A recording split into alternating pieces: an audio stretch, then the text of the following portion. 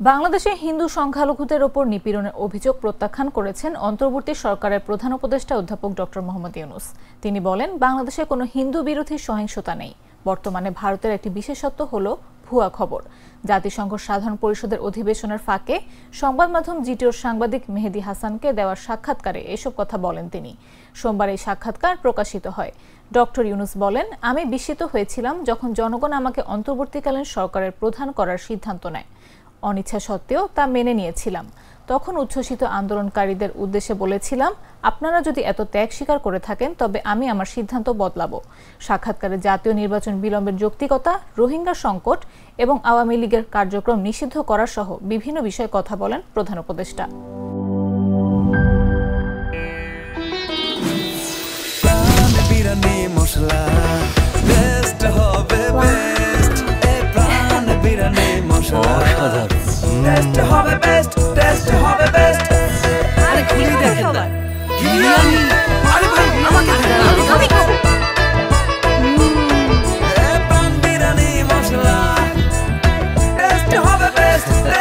প্রাণ বিরিয়ানি মশলা, টেস্ট হবে বেস্ট। প্রাণ, জীবনের স্বাদ।